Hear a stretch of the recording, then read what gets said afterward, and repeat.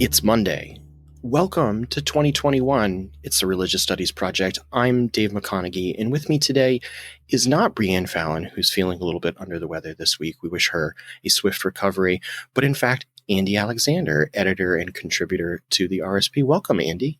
Hey, Dave. Thanks for having me. I'm happy to join you today, though I am sad we won't be hearing from Breanne, and we do hope she will be feeling better soon.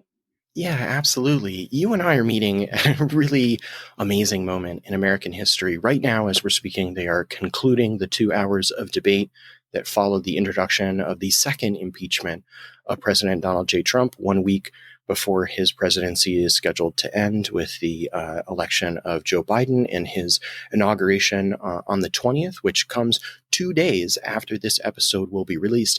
This episode is our Martin Luther King Jr. Episode, and it is a doozy.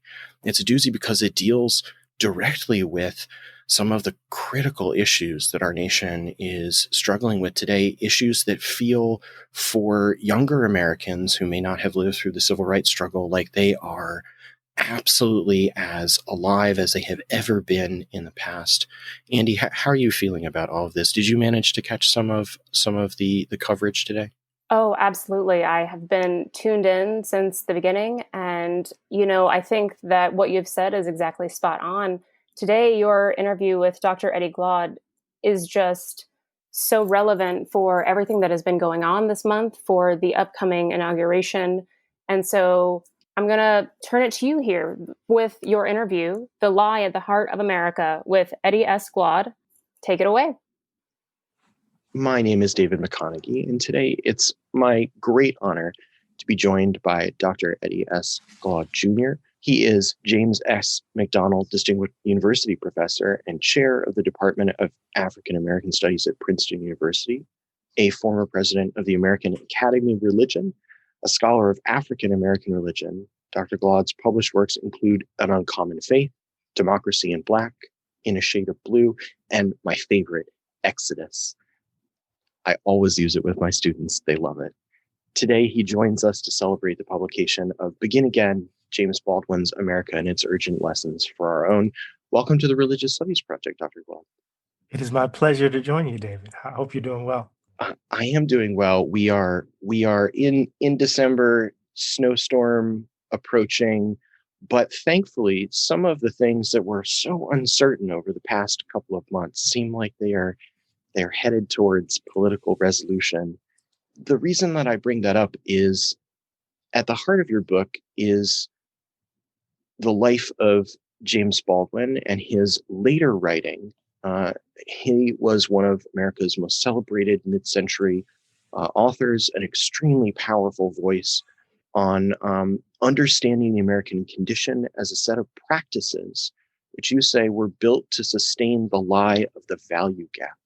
Can you explain at the outset what the lie is and how it relates to what you have called the value gap? Yeah, the lie is, the story we tell ourselves that ensure our virtue. It's the kind of general architecture that protects this notion that white people ought to matter more than others. And that's what the value gap is at its heart, right? That is, a certain life is valued more than others, and that valuation is evident in our evidenced in our social, political, and economic arrangements. And so we tell ourselves lies about what we've done in order to, in some ways, secure our innocence, which is so critical to American exceptionalism, as it were. So there's a line that Baldwin wrote in an essay entitled The White Problem in 1964. And I'm paraphrasing here, but he says, when those who founded the country, right, had chattel, they had these people that were slaves, and they explicitly said that they were founding a Christian nation, but they had to deal with the fact of these chattel who played such an important role in their lives. And so Baldwin says they had to say that, in effect, that these were not men and women, because if they were not men and women, then no crime would have been committed. And then here's the line. He said, that lie is the basis of our present trouble. So it's the lie that we've told ourselves about our founding, the lie that we tell ourselves that we are an example of democracy achieved, the lie that tells us that, we're the shining city on the hill, all with the aim in part, not only to secure our virtue, but also to hide the depth of our vice, if that makes sense. Yeah, you really describe this as an arc that is infused in every era of American life.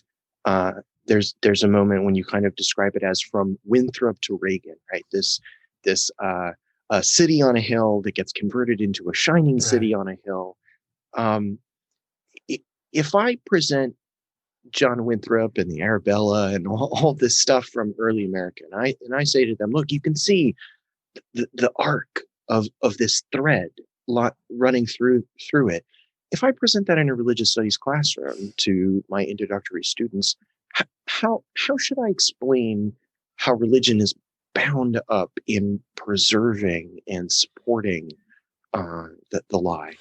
Well, I mean, that's a wonderful question. In some ways, it's, the American project is imagined in some ways as a sacred project of sorts, right? This is the new Canaan. This is an Aaron in the wilderness, as it were. So there is this religious language that's at the heart of our early imaginings of who we are as a nation, right? It's this sacred project. So, and how that language evidences itself over time in different epochs or under different material conditions is really important, because it sacralizes, right, power relations, right? It gives a sense that American exceptionalism under all of these different conditions, right, continues to be a mission, right?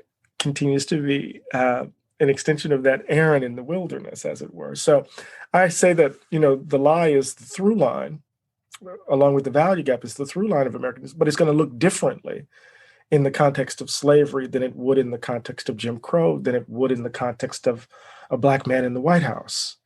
But at the heart of it all is the ongoing valuation of particular bodies, right? And that valuation leads to the distribution of advantage and disadvantage.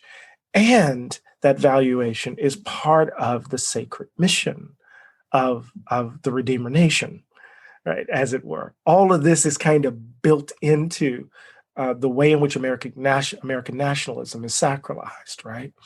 And religious language is so critical here. I mean, we could call it civil religion, although we don't really use that phrase as much as we used to. I don't know. I'm seeing it a lot more. In the past couple of years, it seems like it's just on the tip of everybody's tongue. Right. But then again, as you say, as part of the through line, making it a civil religion, as numerous people have argued, gives it an authenticity that it shouldn't have. Right? It justifies it by giving it legal authority. It says, well, if this is religion, then this is really civil religion. And so the Supreme Court says things like a prayer at the opening of the Senate, for instance, is purely symbolic, right? It strips all of that power. And what I read your work and your reading of Baldwin is doing is restoring the lie's effect, its ability to create authenticity out of those moments, right? That abstraction, if we call it a lie, then we recognize the abstraction for a rhetorical move, right? It's just simply pivoted away from things. And it's doing, and then once we make that move, as you rightly described, now we can begin to track its workings, right? We can begin to see its effects and consequences. And it's precisely the way in which the lie hides behind a certain, self-understanding, a certain nationalist ideology, hides behind a ready at hand understanding of the American project, that we fail to track how it's doing its work over time and space and generations. And there are particular people in this place called America who've had to bear the brunt of those lies. and continue to have to bear the brunt of those lies and what those lies demand of us, it seems to me. So how does Baldwin's particular life story and his body of work help illuminate the lie in a way that everything else seems designed to obscure it? So why is he bringing the light where otherwise we would be shadowed or unable to see? That's a great question in a sense, right? Because, even when Dr. King, for example, Martin Luther King Jr. delivered a speech at the 100th birthday celebration of W.E.B. Du Bois, he invoked the lie. Even when you read Du Bois in The Souls of Black Folk, he invoked the lie. I'm using their language. So there's something about Baldwin, right? It's almost as if he could not be digested whole by the country. And I think this is why I'm so attracted to the later Baldwin. So there's this ongoing insistence to bear witness, to allow suffering to speak, to tell the truth no matter the cost. And it cost him a lot. And I think, even as, we were moving into the decadence of the 80s, the last decade of his life, Baldwin was still bearing witness to the suffering, right? As African Americans were making their way into the Cosby era. We wouldn't say that now. Like, Baldwin is still, laying bare the contradictions of the country and the contradictions of this rising Black middle class. So I think he's not unique in this regard, but he's certainly a model of a certain kind of excellence with regards to this. He is relentless in the work of exposing, right, the failure of the country to look its ghastly failures, to use those words, the refusal of the country to look its ghastly failures in the face. It's part of his ministry, as it were, if you want to call it that. I think you have and do call it his ministry. He calls it his ministry as well, his mission, his calling. Right. There's all of this religious language bound up in how Baldwin thinks about and presents his critique of America. Since half of our audience is not within America, in Europe and in Australia, can you say a little bit about Baldwin's religious background that might help us kind of get a footing under where this kind of language comes from? Sure. So let's do a little quick biography. Baldwin is born in Harlem in August of 1924. So he's born, 5 years before the Great Depression, which means he comes of age in Depression Harlem. Right. And he's not in Sugar Hill, which is a certain kind of Black upper middle class space. Baldwin is what we call in the US the hood. His stepfather and his mother, his stepfather is a migrant from Louisiana. His mother is also part of that great wave of migration from the South. She's from the Eastern Shore of Maryland. Baldwin he doesn't know his father. His mother meets his stepfather, who is an itinerant preacher. He doesn't have a church. He just moves from church to church every Sunday. And it's Baptist, but Baldwin is attracted to kind of Pentecostalism, right? The gods of the Black metropolis, as it were, as Arthur Fawcett describes them. And so he is reared within the Pentecostal tradition, and at the age of 14 becomes a preacher, right? Fireside Pentecostal church, in Harlem, right? But he says in this really dramatic moment, so typical of Baldwin, he read Dostoevsky and all hell broke loose, right?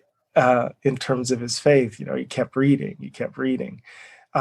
So there's a sense in which the relationship with the father, growing up in a pretty religiously strict household, making his way to Pentecostalism, as he describes it in The Fire Next Time, a book published in 1963, which turns out, as he says, in retrospect to be his gimmick. He retreats into the church in order to come to terms with his own desires, physical desires, his own sexuality, and the threat, the dangers of the street, as it were, of the alleyways and the like. But he says he left the church, but the church never left him. So, when you think about Baldwin's prose, his writing, you have to do this extraordinary excavation, work. You have to try to track down his bibliography. And not only do you see Henry James, you see Marcel Proust, you're going to find the Henry James Bible. The King James Bible. You're going to hear the Black homiletic tradition in the way he writes, the rhythm of his sentences, even those Jamesian, never-ending sentences, right? So, he'll say, the church, he left the church, but the church never left him. In fact, his last essay, published in 1987 in Playboy magazine, is entitled "To Crush a Serpent," where he offers this amazing sermon on salvation and love. It's amazing. I see a very strong parallel between the way that you describe Baldwin having been raised religiously, so deeply invested in that life, and then leaving that life, with his own geographical journey, where he left the United States for Europe and was in numerous places in Europe, writing and trying to figure out if religion never left him when he went to Europe and to Turkey, was it? Istanbul, yeah. Oh, Istanbul. That America never left him in that same way. So what is it about distance, the distance from his religious youth and the distance from America, that really set him up for that? There's a wonderful moment in the beginning of Nobody Knows My Name, the volume published right after The Fire Next Time. And he has this line where he says, "In America, the color of my skin had stood between myself and me. In Europe, that barrier was down. Nothing is more desirable than to be released from an affliction, but nothing is more frightening than to be divested of a crutch. It turned out that the question of who I was not solved because I had removed myself from the social forces which menaced me. Anyway, these forces had become interior, and I had dragged them across the ocean with me.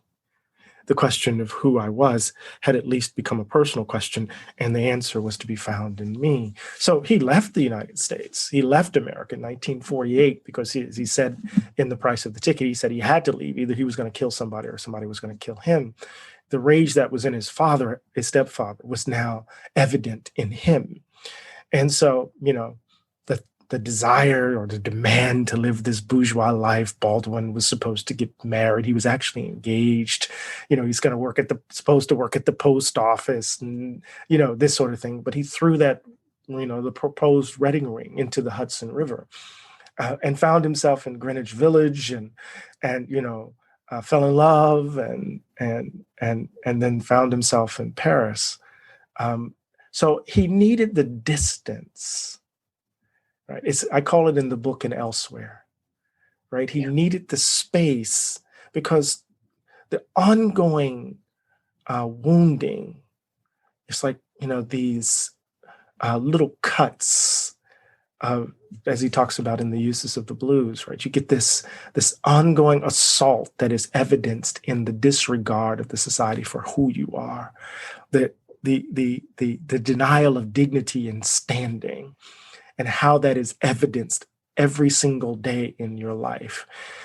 And so Baldwin said he needed the space in order to think about this behemoth. He had to get the distance. So he didn't see himself as an exile. He didn't like the word. He saw himself as a transatlantic commuter, someone who was moving back and forth. So Paris became the space. He found a home eventually in St. Paul de Vence. But, he was in London. He was in Istanbul. Spent some time in Israel. At a kibbutz. Baldwin is a fascinating figure in terms of, the global landscape, but he's always thinking about, home, this place, the place that shaped him.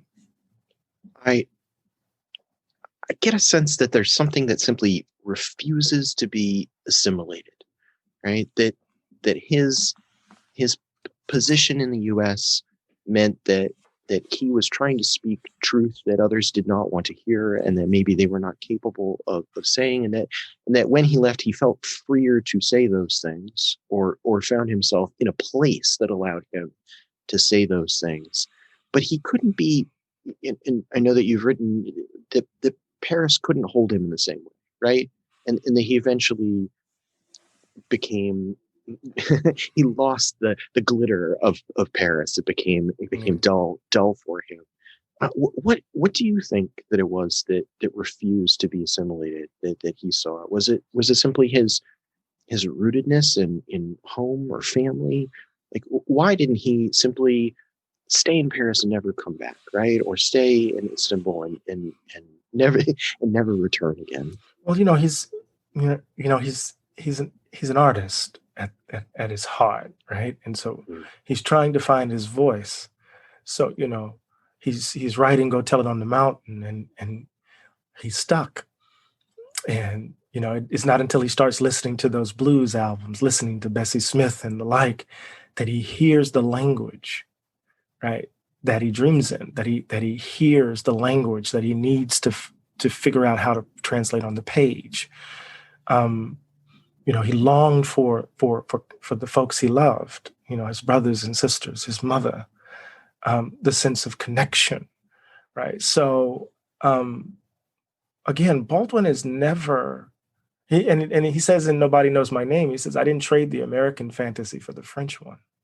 Yeah.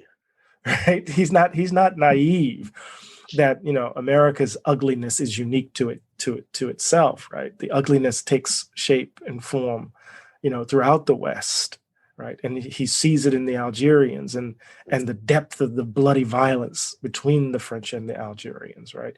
So even as they're romanticizing the music and popular culture of Black folk in France, he understands that whiteness is still obtains there. So I think at the end of the day, as an artist, he's trying to find his voice. And that voice is, I think, David, I don't think, I know, is entirely of this place, right? It's entirely of this place. And because Baldwin is spending a lifetime trying to figure out the American riddle, One of the things that I know that I stress in the classroom is the artificiality of categories, how they do so much work for us. Yeah.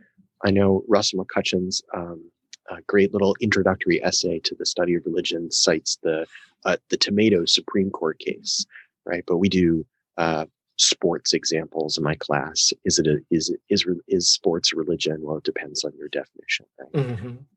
One of the things that I sense in the way that you write about Baldwin, when you identify him presenting America as an identity that we take on, is that as a category, that category is really fungible. Right? It does the such a powerful work sustaining the lie, but at the same time, you argue, and I think Baldwin argues, that even with the lie embedded in that identity, that there is still a kernel there that can be pushed. It can eventually push the lie back out of that identity. How, as a category, when we treat America like that, so it's not the Redeemer nation, it's not the innocent nation, it's not God's chosen nation, it's not the Christian nation. I got my Richard Hughes on the shelf behind me. How do we work with a category that is so expansive like that? Yeah, I mean, it's a hard thing to do. I mean, one simple way to respond is simply say, tell the truth about who we are and what we've done. And that involves, kind of, the sorts of stories we tell. So, we are this country. We're no one else. This is who we are. And what does that involve? What does that entail? And all of its ugliness and all of its beauty, right? And so part of, I take it that the work of, say, the 1619 project is something like this, right? So what would it mean for us to tell the story from the beginning, with the beginning as 1619 as opposed to 1776, or, Jamestown as opposed to Plymouth Rock, right? And those aren't origin stories. Those are beginnings, right? It's not an origin narrative. And as Edward Said would say, the problem of beginnings is the beginning of the problem. So when we start with the 1619 date, what do we start? What comes into view?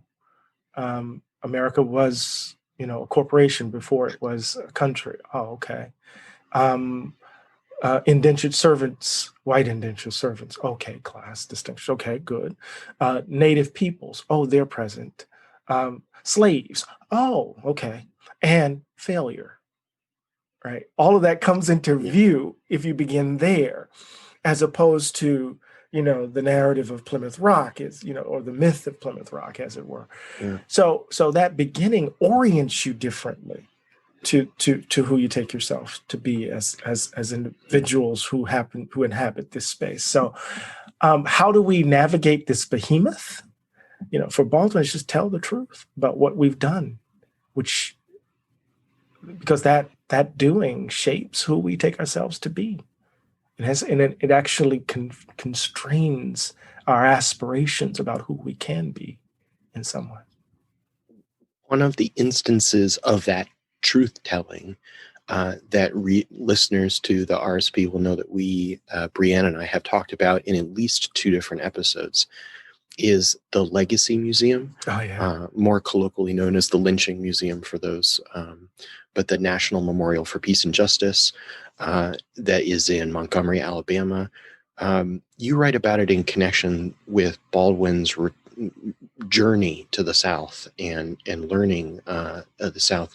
Can you share a little bit about the ways in which that excavation for Baldwin of the South connects to your own experience of visiting the Legacy Museum? Yeah, Baldwin says, remember, he's a child of the South. He's that first generation of Southern migrants to the North, right? He's that first generation born and raised, but you can imagine what they ate in the house, the sound of the language, right? The culture in the household, as it were, was deeply Southern. And when he came back from Paris for the first time, he knew he had to return to that space. Why? Because remember, I said Baldwin spends his entire life trying to figure out the American riddle. And the answer to that riddle, in my view, is in the South. It's not the Midwest. It's, as Imani Perry would argue in her new book, it's not the Midwest, it's the heartland of the country. The South is, right? In so many ways. And so Baldwin says he ran to the South. In other words, he ran towards his fear. He feared that region. And in so many ways, when you go to the Legacy Museum, when you go to the National Memorial down there, you see why, right? Because to my mind, it's not a triumphant story that they're trying to tell in the museum. It's not a story that resolves itself in the greatness of the country. Rather, it's a confrontation with the brutality, the bloody history of the country that saturates literally the soil of the place. And so it is demanding a kind of reckoning with our dead and what we have done to produce these bodies in some ways. And so this encounter, this insistence on confronting the brutality of our way of living that has made this possible. It's like what William James says in one of his essays, it is the bitterness at the bottom of the cup, right? That becomes the occasion for a different kind of imagining. So Baldwin has to go south, right, in order to answer the riddle. And it's there that we confront who we are. And it's also there that we relentlessly evade who we are, right? Over and over again.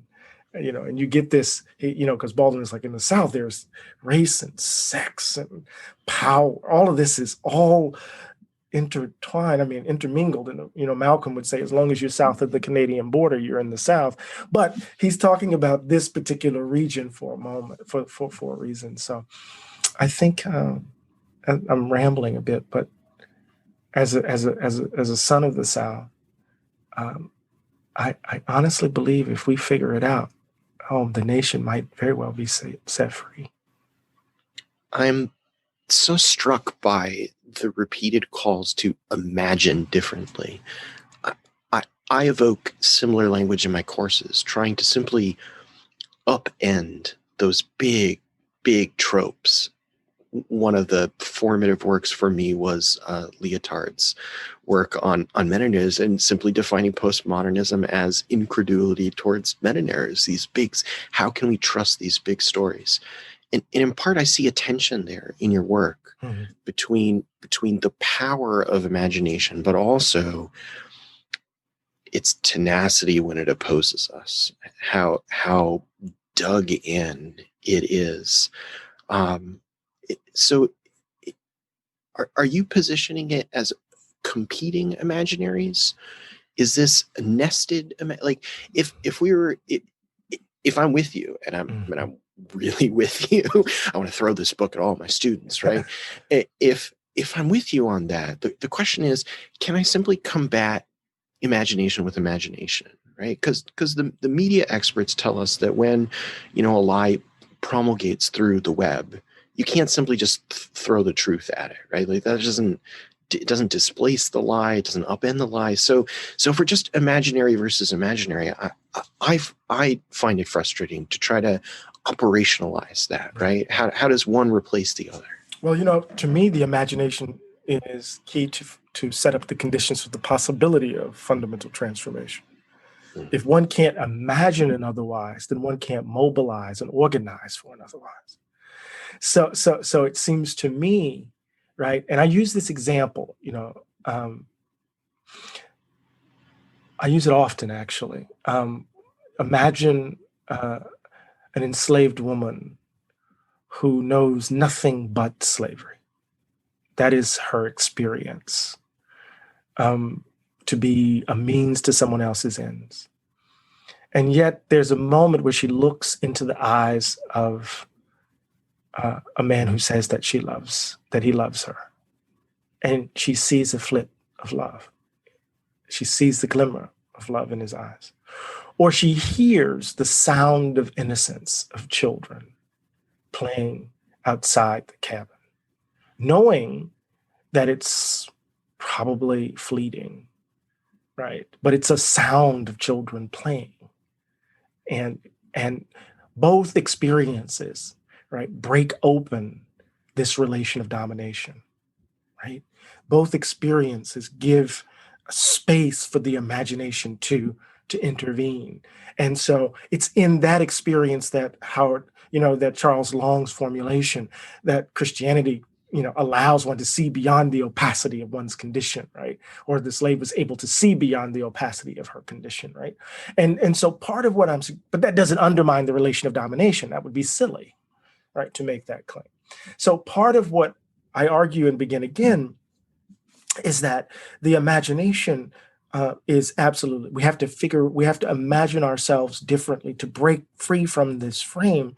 But underneath that, or alongside that, or following that, right, is the necessary work of organizing, of doing policy work, of engaging in, challenging power, right? In Democracy in Black, I'd call it, echoing King and Nietzsche, our need for the revolution of values, right? And that is, we have to upend how we view government. We have to upend how we view white people, and we have to upend what we value. And we do that through grassroots mobilization and organizing. So the imagination, shorthand, David, it just sets the conditions for the possibility of fundamental transformation. It's not the end. It's necessary, but it's damn sure not sufficient. For those that would like to dive into the primary material, the primary sources of Baldwin, can we end on a recommendation that you would give readers who may be unfamiliar with Baldwin's work and would like to join you in accessing his telling of how America can imagine itself more powerfully, more oriented towards justice, and end the value gap? Yeah, I'm teaching Baldwin in the spring, actually. So I'm teaching his nonfiction, and I should say that much of what I focus on in Begin Again is the nonfiction work, and it's because I think he's one of the greatest essayists we've produced in the West. He's the inheritor of Emerson, in my view. He just brings Emerson across the tracks. But that's not to diminish his fiction. I don't want to. So, but I would suggest to your listeners that they get the Library of America edition of Baldwin's nonfiction collected works. This is what I use as the anchor in my course, and I think it's important because you begin with Notes of a Native Son, right? The first book of nonfiction, and then you just read from the beginning to the end. And I think it's important to read from the beginning to the end, because you see the continuity of theme, but then you see where he shifts the accents. Suddenly, accent aigu becomes accent grave or something, and how or the change in breath, and something shifts in terms of the meaning of the words. Now, the only problem with the Library of America edition, which was edited by the late Toni Morrison, by the way, is that it doesn't include the last book, and that is The Evidence of Things Not Seen, which is a book about the Atlanta child murders, which most people dismiss, but which I think is just sheer genius at the level of form and the boldness of his critique of Black faces who hold power. It's an enormously relevant book to read in our times right now. But I say, begin there and just read him from beginning to end. If we are all so fortunate to do that, we will be right there with you. It's been a great pleasure speaking with you, Dr. Glaude. Thank you so much for joining us today. It is my pleasure. And you take care and stay safe and have a great holiday. Thank you. Oh, thank you. You too. Now, Andy, a bit of personal information about you as we pick up. Welcome back, listeners. Andy, you are from Montgomery, Alabama, where the Legacy Museum, where the National Memorial for Peace and Justice that Dr. Glaude and I talked about is located. Can you tell me a little bit about your experiences visiting the museum?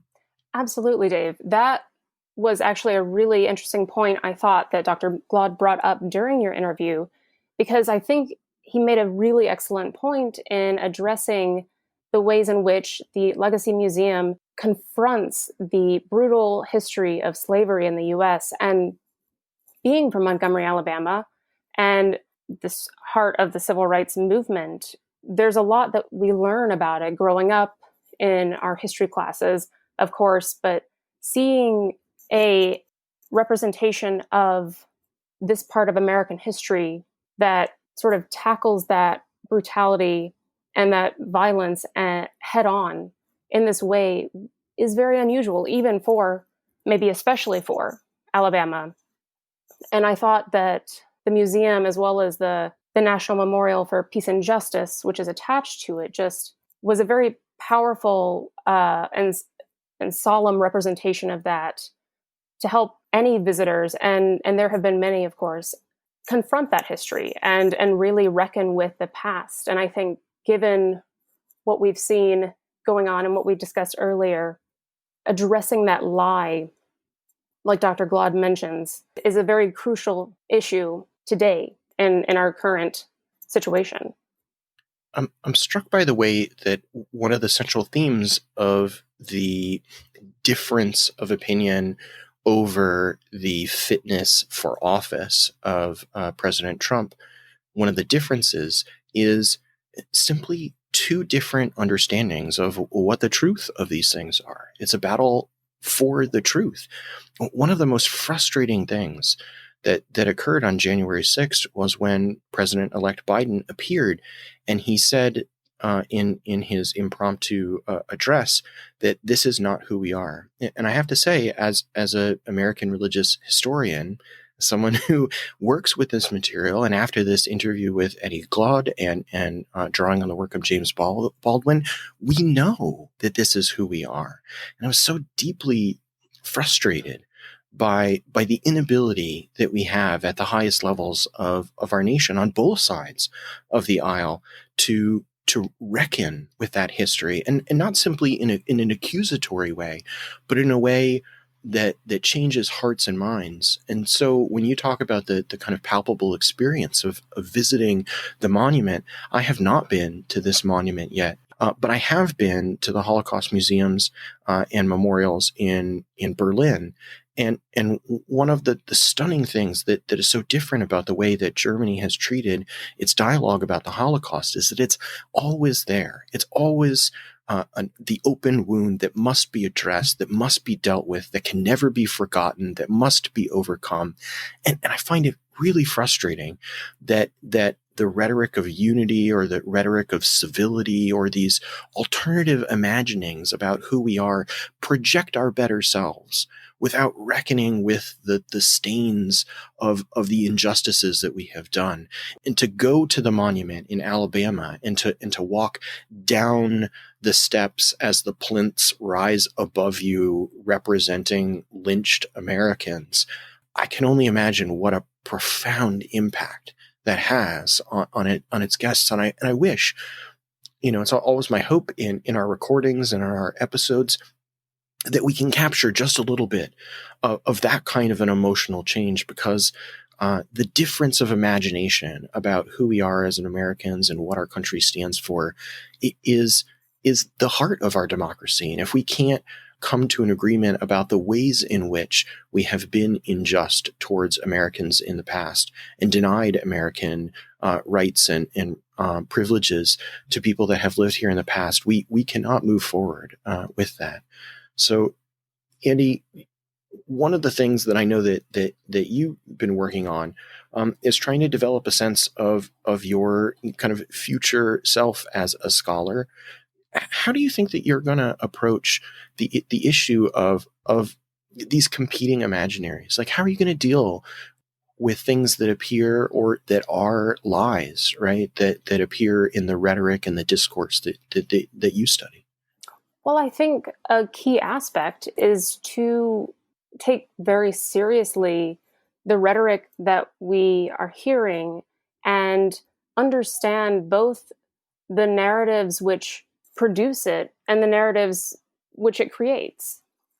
Because if we don't think critically about the conversations that we're having, what sort of pasts we're constructing in the stories that we tell, and in the debates that are happening on the House floor at the Capitol, then we're not going to be contending with that lie that Dr. Glaude mentions. It's something that we can't overlook, and it's the exceptionalism that has been produced from this lie, from the obfuscation of certain aspects of our history, is something that we absolutely need to reckon with, at least as a burgeoning scholar in American religious history. To me, those are conversations that have to be had along racial lines, along gender, along class, because these are conversations that all of our students and future scholars are aware of. And it's our responsibility, I think, to bring these to the forefront of the classroom so that students can learn how to have productive and engaging critical conversations about what are very fraught and complicated conversations as we see now. And one of those skills I hope that we can teach in exploring these ideas is a critical look at these discourses and the effects they have, not just for what we're studying in that moment, but for the country, for the rest of the world. I share those sentiments with you. For listeners that are still with us, we encourage you to join us next week when we will feature a current events discourse episode, which, since it will come just 5 or 6 days after the inauguration, will deal directly with some of the religious elements of the inauguration of President Biden. And we hope will do exactly what you have called upon us to do, which is to reflect that critical awareness of the way in which we can engage the world and try to use the tools of our discipline in order to engage the world around us in a more thoughtful and constructive way. Andy, thank you so much for joining me today. I appreciate your time. Yes, thank you so much for having me. Thanks for listening. The RSP is sponsored by the BASR, NAASR and the IAHR and is produced by the Religious Studies Project Association, a Scottish charitable incorporated organisation. Find out more at religiousstudiesproject.com. Brought to you by editors Brianne Fallon and David McConeghy, and founding editors Chris Cotter, that's me, and David Robertson, that's the other guy. Our features are edited by Rebecca Barrett-Fox and Lauren Osborne, and our Opportunities Digest by Ella Bach. Audio editing by Alex Matthews, podcast transcription by Andy Alexander and Savannah Finver, and social media managed by Ray Radford and Candice Mixon. Don't forget you can support the project by using our Amazon affiliate links or donating at patreon.com/projectrs. And you can find us on Facebook, Twitter, YouTube, iTunes, and other portals. Thanks for listening.